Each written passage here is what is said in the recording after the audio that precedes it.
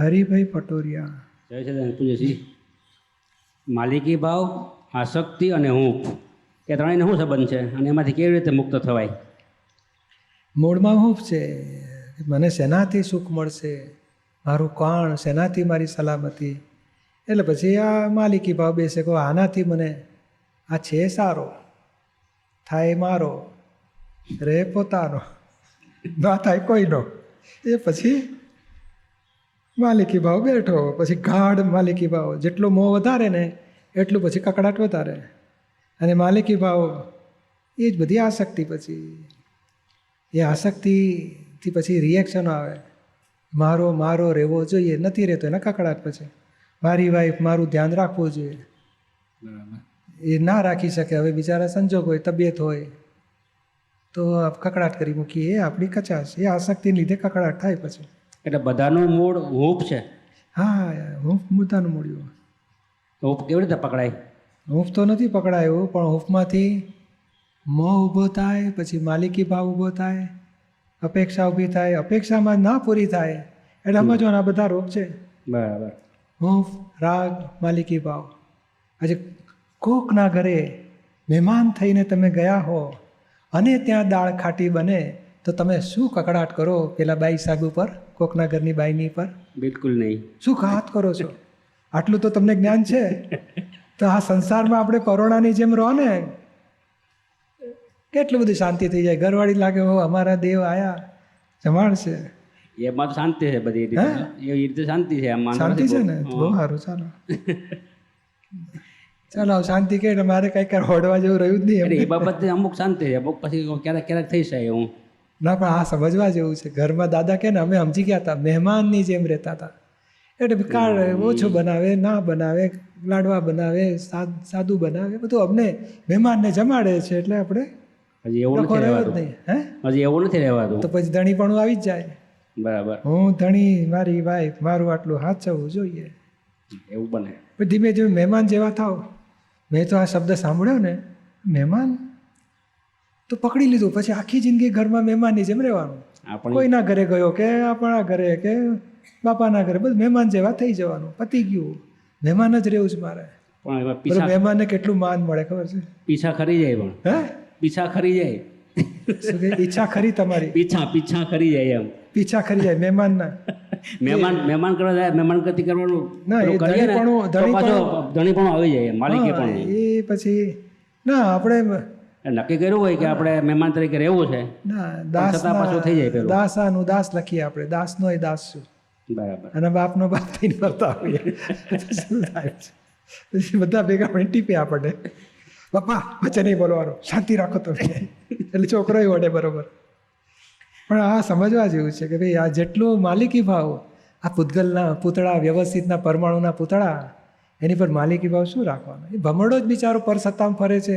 એને કંટ્રોલ કરવો અને એની પર અપેક્ષા રાખવીને આપણી અપેક્ષા પૂરી ના કરે તો કકડાટ કરવો, કેટલી નબળાઈ છે આપણી. એ બાદ છૂટવા માટે જેમ છે તેમ જુઓ ને, આ પરમાણુના પૂતળા ઉપર શું મોહ કરવાનો છે? બરાબર. અને આપણો હિસાબ હરિભાઈનો હિસાબ હશે તો ભટકાશે, નહીં હિસાબ તો નહીં ભેગું થાય. શું કકડાટ કરવાનો? હરિભાઈને શું ભેગું થાય છે જુઓ તો ખરા. બરાબર. લાડવા બનાવજો, 11 દિવસ સુધી ના આવે ને તો નિરાતે તપ કરવાનું. વાહ, શેમાં લાડવા ખાવા છે? દવા ખાવા માટે લાડવા ખાવા છે? દુઃખી થવા માટે ખાવું છે?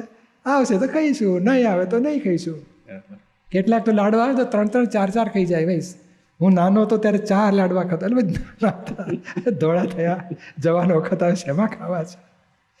પણ કકડાટ નહીં કરવાનો. અને કદાચ કોક દાડો બોલ્યા પણ એની મેળા આવે ત્યારે સાચું, ના આવે તો રહ્યું. યાદે નહીં કરો, મેં તને તે દાડે કહ્યું હતું લાડવા બનાવવાનું, હજુ સુધી 1 દિવસ લાડવાનો દેખ્યો નથી મેં. ક્યારે લાડવા થવાના છે? તમારામાં તેવડ છે કે નથી? નહીં સંભળાવવાનો. બરાબર. એ પછી લાડવો માથામાં ખાવ તમે. કોઈને દુઃખ આપીને સુખી કોઈ દાડ થયા નથી ને થઈશું એ નહીં. બરાબર. જય સચિદાનંદ. મિનલ ભાટ. હવે ફાઇલ 2 તરફથી એવું થાય કે જ્યારે કોઈ થર્ડ વ્યક્તિ માટે નેગેટિવ અભિપ્રાય આપે ત્યારે સામે એવું કન્ફ્યુઝન થઈ જાય કે ક્યાં ચૂપ રહીએ ને ક્યાં પછી એ વ્યક્તિના પોઝિટિવ કહીએ. તો જેવા એ વ્યક્તિના પોઝિટિવ કહીએ છીએ અને અમુક વાર ચૂપ રહેવાય બી છે અને વાત પૂરી બી થઈ જાય છે, પણ અમુક વાર એવું હોય છે કે કંઈક બોલવું પડે એવું સંજોગ ઊભા થાય છે. તો ત્યારે આપણે બોલીએ ને પોઝિટિવ કરવા જઈએ ને તો તરત જ ફાઇલ 2 ને એવું લાગે કે મારી વિરુદ્ધ બોલે છે એમાં, એટલે એને તરત જ ભેદ પડી જાય અને એવું લાગે કે આ મારા પર દ્વેષ રાખે છે, એને બધું નેગેટિવ એ વખતે થઈ જાય છે. અને આગળ એવું બની ચૂક્યું છે કે ફાઇલ 1 દ્વારા કે જ્યારે પોતાની મોહની કોઈ ફાઇલ માટે ફાઇલ 2 નેગેટિવ બોલે ને તો ઉછળી પડાતું હતું. હવે જ્ઞાનમાં સેટ કરતાં જ્ઞાન હવે એમાંથી થોડું બહાર નીકળાય છે, પણ હવે ફાઇલ 2 ને એવું થઈ ગયું છે કે હું કંઈ પણ કહું ને તો આને સામે સીધું પોઝિટિવ કરે, જાણે હું નેગેટિવ જ બોલ કરું છું બધા માટે. હવે આના લીધે બહુ વખત જ્ઞાનમાં પાછું ફરાય બી છે અને પાછી અથડામણ થઈ બી જાય છે, આર્ગ્યુમેન્ટ થઈ જાય છે કે આ શું થાય છે, પોઝિટિવનો આગ્રહ થઈ જાય છે. મારે ફાઇલ 2 ની પ્રકૃતિને ટચ કર્યા વગર ટોટલ મારે આમાંથી કેવી રીતે બહાર નીકળવું એ જ જાણવું છે.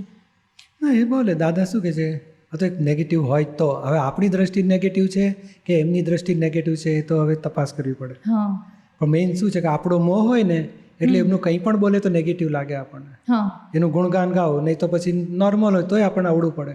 હા, એટલે એ એક ભાગ થયો.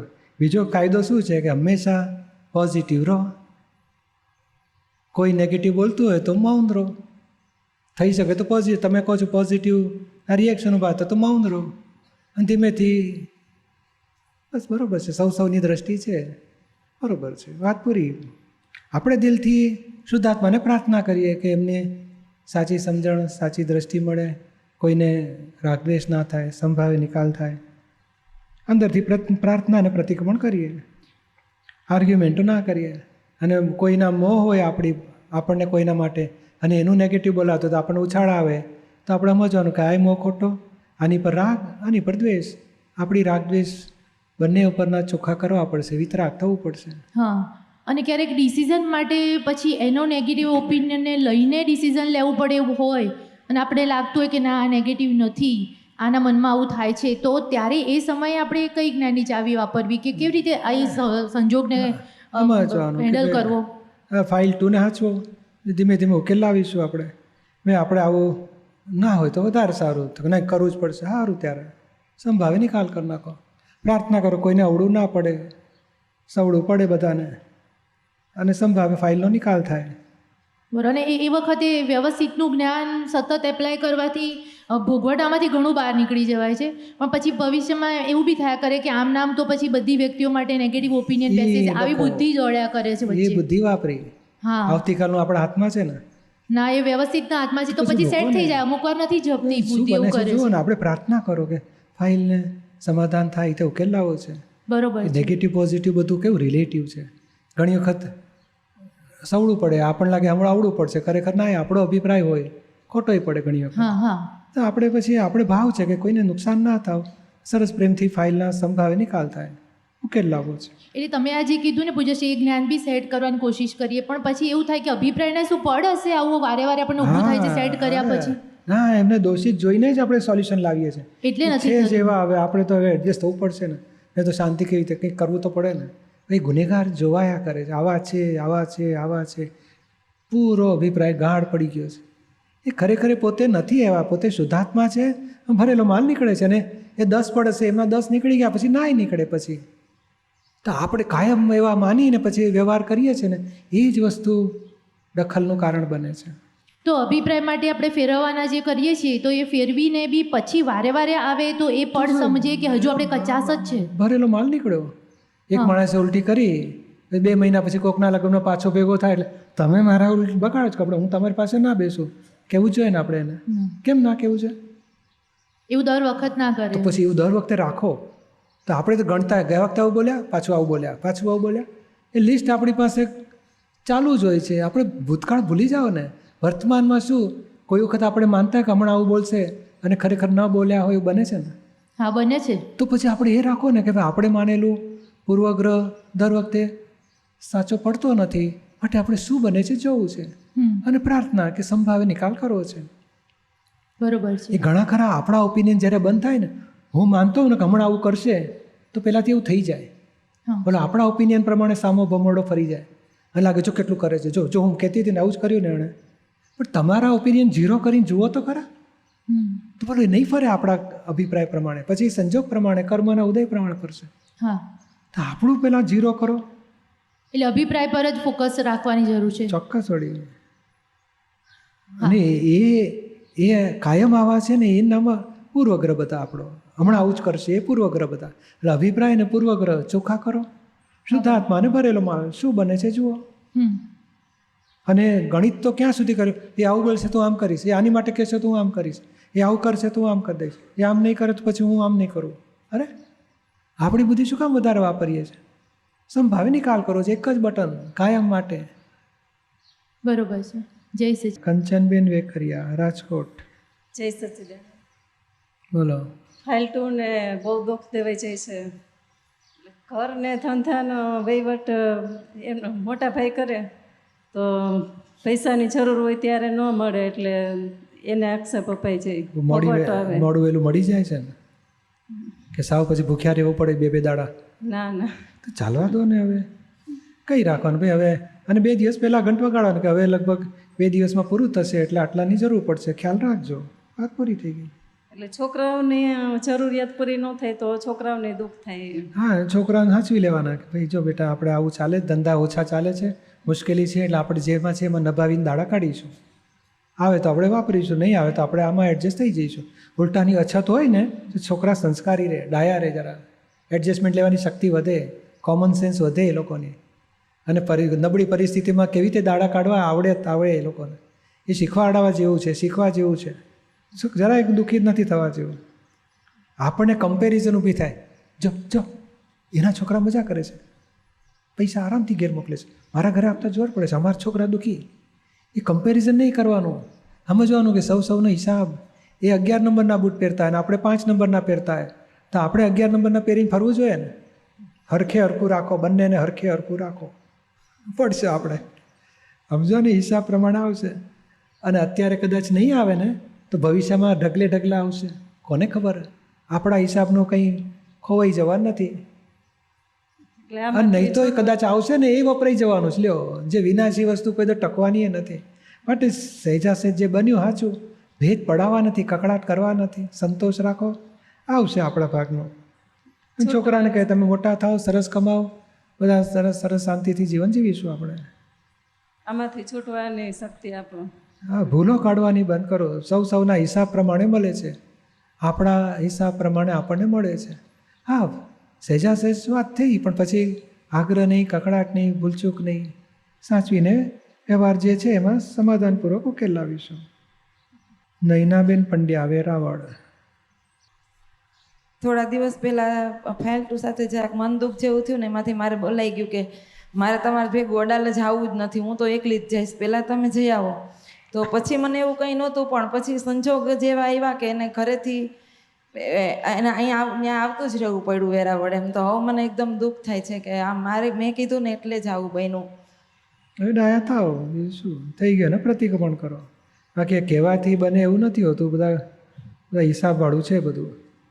હવે આપણે ધીમે ધીમે ખટપટોમાંથી, ખીટપીટમાંથી બહાર નીકળો.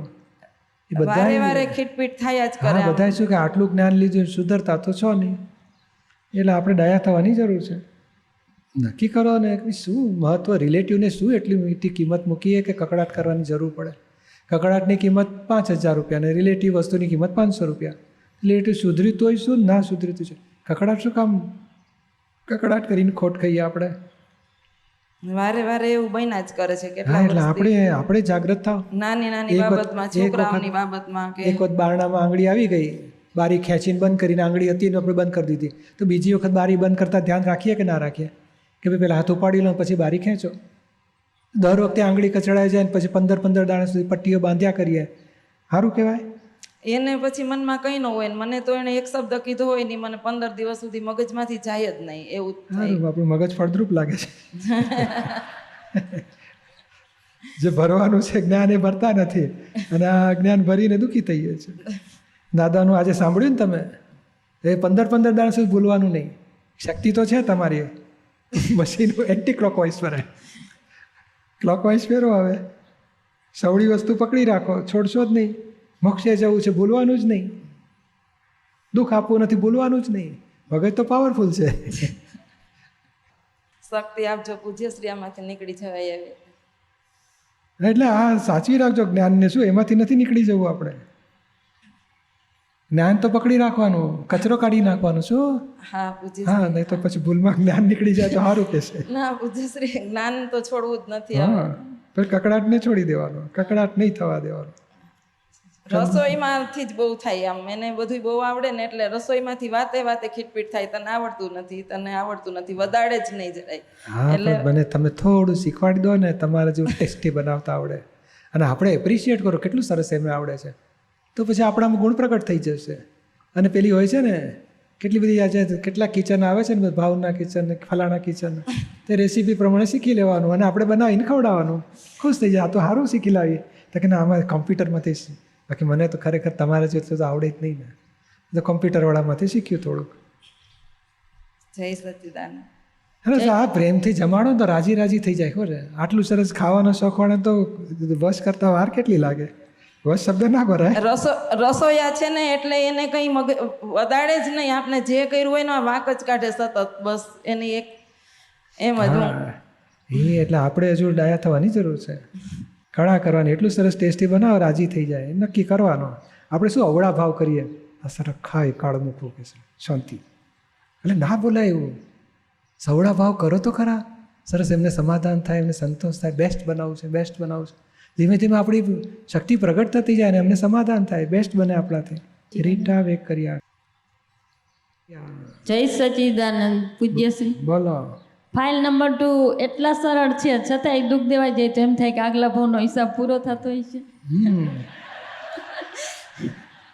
આગલા ભાવનો હિસાબ તો એનો પૂરો થાય છે અને આપણો નવો બાંધીશું નિરાતે. આપણને પસ્તાવો થાય કે અરે આ ભૂલ થઈ ગઈ, તો આપણો હિસાબ ધોવાશે. એટલે આમ તો આમ એમ થાય કે આ દુઃખ દેવું જ નથી છતાંય બોજ દેવાય જાય. ક્યારેક તો સાંજે કંઈક બોલાઈ ગયો ને તેમ કે મારો વારો આવી ગયો, કોઈ નંદ મળ્યું લાગતું. હા, ના, પણ એ આપણી એ પાછલા ભાવનો હિસાબ છે ને, હિસાબ તો ખરો જ. આપણને પૈણ્યા એટલે મહા હિસાબ આપણો. પણ એમને દુઃખ ભોગવવાનો હિસાબ હશે, તેથી જ આપણને પૈણ્યા. એટલે હવે આપણે દુઃખ ના આપવું એવું નક્કી કરો. દુઃખ અપાય એના પ્રતિક્રમણ કરો. આમ પસ્તાવો થાય કેટલોય કે આવું ન કરવું જોઈએ, છતાંય થઈ જ જાય. આમ એટલું બોલી જાય ને એમ કહું તમે તો કંઈ બોલતાય નથી, એટલે કે તો વધી જાય. એના કરતાં તું એક બોલ. કેટલા ડાપણવાળા મળ્યા છે. પૂંછાડી તો ખરા તમે. હા, એટલે હા, સમજુ કોકને જ મળે પતિ. એટલે જ મને એમ થાય કે આ ગયા ભાવનો હિસાબ પૂરો પીપળો થાય છે કે પૂજ્યો છે, આવું ગયા હોય છે ભાવમાં એમ. પીપળો પૂજ્યો છે સારી રીતે, એટલે હારા મળી ગયા. તો એના માટે શું કરવું? કશું નહીં, હવે ફરી પીપળા પૂજવાની જરૂર નહીં. જે મળી ગયા એ પૂરો કરીશું સર. એમણે લીમડો પૂજ્યો છે તો. સાસુ છોકરા બધા એટલા સરળ તોય છતાં એવું જ કર્યા રાખે. અને ના, પણ આમ પ્રતિક્રમણ પસ્તાવો થાય છે ને, હા. પ્રતિક્રમણ થાય છે ને. હા, બધા એના પ્રતિક્રમણ કરું. પસ્તાવો એટલો થાય કે આવું કોઈ દિવસ કરવું ન જોઈએ. આ લોકોને કેમ દુઃખ દેવાય? આવ આપણે દેવ શું જેવા. જોઈએ છે તપાસ કરો, આપણી શું અપેક્ષા છે.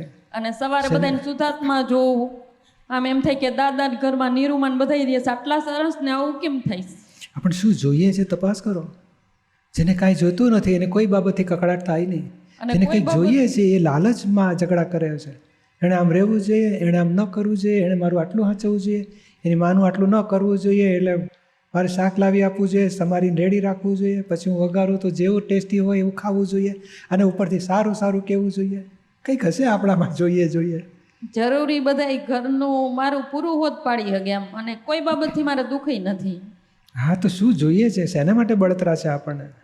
નાની બાબતમાં એટલું બોલવા માંડે ને પછી એ લોકોને કહી રાખો, જો મારી રેકડ વાગે છે, તમે બધા તૈયારી રાખજો, ચારણા સારા રાખો, બધું ફેંકી દેજો, એકે સંઘર્ષો નહીં, એકે શબ્દ કામનો હતો. એટલે એ ખબર નહીં બધા એવું અમારું જ વાંકું કહે. ભરેલું. એમ કે આમ સારી પણ આવી રીતના આવું કરે એટલે મને હું એમ જ કહું કે અને બીજો ઉપાય મારી કરવો ભૂલ હોય ને, થઈ જાય છે. તમારે પેલો દુપટ્ટો હોય ને, જ્યારે બોલવાનું શરૂ થાય ને એટલે આ મીટીને ઓલા એટલે પેલા સંભળાય નહીં, અને પછી પૂરું થયા પછી ખોલી નાખવાનું. એટલે સારા શબ્દો, ખરાબ શબ્દો આપણા દુપટ્ટાની અંદર જ રહે, કોઈના કાન સુધી જાય જ નહીં. ચાલે ને? પ્રયોગ કરી જોજો. પટ્ટી માર દેવી છે. ના, દુપટ્ટો છે ને, આપણે બોલી નાખવાનું. બિચારા શું દુઃખો બિચારા. પણ આ મોક્ષે જવા જેવું એમને ખાતરી થાય કે હવે આ સંસાર ફરી જોઈતો નથી, મોક્ષે જવા જેવું જ છે. અને સત્સંગ શુક્રવારે ત્યાં હોય ને મારે તો એ સાસુ બધું કામ એમ કે તમારે મોડું થાય, તમારે કાંઈ નથી કરવું, બધું હું કરી નાખીશ, તમે જાઓ. એટલે એમ બધાય સરળ, એમ કોઈ દિવસ ક્યાંય વાંકઈ ન કાઢે ક્યાંય બારે. તો શીખવાડવું પડશે, થોડાક ટોણા મારો એટલે ડાઈ થાય. હા, હું એમ જ કહું ફાઇલ ટુ ને કે ક્યારેક તમારે આમ ગુસ્સો કરાય એટલે આ સીધી ના થાય. ના ના એવું નહીં કરવાનું. એ શું કામ બગાડે એમનો? તો એ તો કંઈ બોલે જ નહીં. હાવ હા, પણ એ કે છે ને કે સમજે છે કે જો હું વધારે બોલીશ ને તો વધારે ગરમ થશો, પછી ફટાકડા વધારે ફૂટશે, વગર દિવાળીએ ઘરમાં હોળી શરૂ થાય પછી. એટલે ગયા ભાવનો હિસાબ પૂરો થતો હોય. આપણી કચાશ છે એવું સમજવું. હિસાબ તો એમણે સમજવાનો કે મારો હિસાબ પૂરો થાય છે, અને આપણે સમજવું કે આપણે કંઈક હજુ કંઈક જોઈએ છે, અપેક્ષાઓ છે સંસારની, એની નથી પૂરી થતી, એના કકડાટ કરીએ છીએ. કંઈક સાચી સમજણ મળી જશે તો કકડાટ બંધ થઈ જાય. હવે તપાસ કરો શું જોઈએ છે આપણને. ચાલો સામાયિકની વાત લઈએ. અપેક્ષાથી અથડામણો ધીમે ધીમે આપણે 100% તો બંધ નહીં થાય, પણ આપણા તરફની ઓછી કરો, અને સામા તરફથી હોય અપેક્ષા જેટલી થાય એટલી પૂરી કરો, ના થાય તો પ્રતિક્રમણ કરીશું. અને આપણી અપેક્ષા સામો પૂરી ના કરે તો જ્ઞાનમાં રહીશું. વ્યવસ્થિત હિસાબ, આપણા હિસાબ જેટલું જ આપણને મળશે, બીજા કોઈનો દોષ નથી. એટલે અપેક્ષાથી અથડામણ ટાળો. અપેક્ષા છે પણ બંધ નહીં થાય, પણ અપેક્ષા પૂરી ના થાય તો અથડામણ થવા દેવી નથી. ત્યાં કંઈક જ્ઞાનને સાચી સમજણ ગોઠવી સોલ્યુશન લાવીએ. ચાલો વિધિ કરીએ. બોલો હે દાદા ભગવાન, હે શ્રી સિમંદર સ્વામી પ્રભુ, મને શુદ્ધ ઉપયોગપૂર્વક ચીકણી ફાઇલો સાથે અપેક્ષા પૂરી ન થવાથી અથડામણો થઈ જાય છે, તે સમયે જ્ઞાનરૂપી ચાવી ગોઠવી અથડામણ ટાળી શકાય. ધીમે ધીમે અપેક્ષાઓને ઓળખી અપેક્ષાઓ ઉપાડી નાખી અપેક્ષા રહિત દશા સુધી પહોંચાય